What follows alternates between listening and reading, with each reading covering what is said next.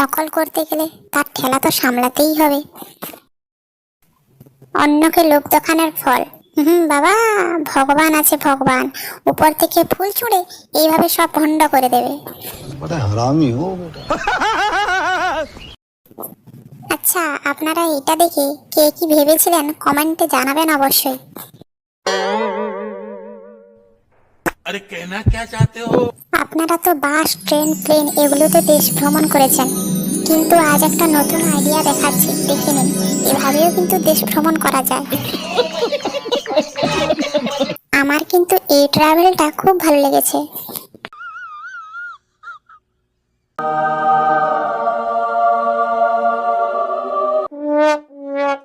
भाई मजा आया। বুড়ো বয়সে কচি খোকা হওয়ার শখ, বোঝ ঠেলা। अच्छा तो सिखा रही है।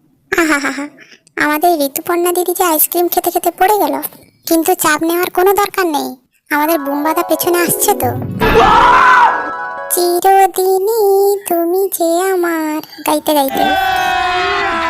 अभी मजा आएगा ना।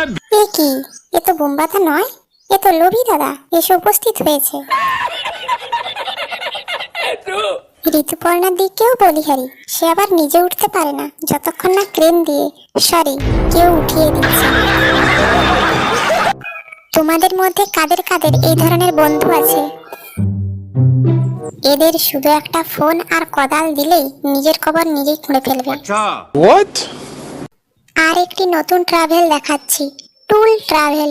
व्हाट মানে যাদের বাইক নেই তারা এভাবে টুলে বসে বসে বাড়ির আশেপাশ থেকে সহজেই ঘুরে আসতে পারবে। समझ रहे हो समझ रहे हो आप समझ रहे हो। সন্দেহবাতিক মালিককে জব্দ করার একটি ভালো পন্থা। মালিক বসে বসে দেখতে চাইছিল তার কর্মী কেমন কাজ করছে। মালিকের এবার উচিত শিক্ষা হয়েছে।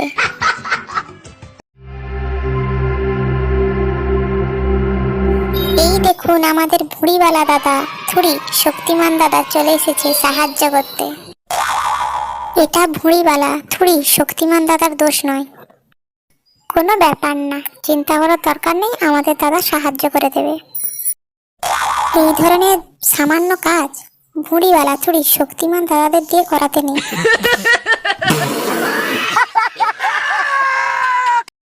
আপনারা নিশ্চয়ই কেউ মিষ্টি পকোড়া খাওয়া পাখি দেখেননি, এই জন্যই তো নিয়ে এলাম মিষ্টি আর পকোড়া খাওয়া পাখি দেখাবো বলে।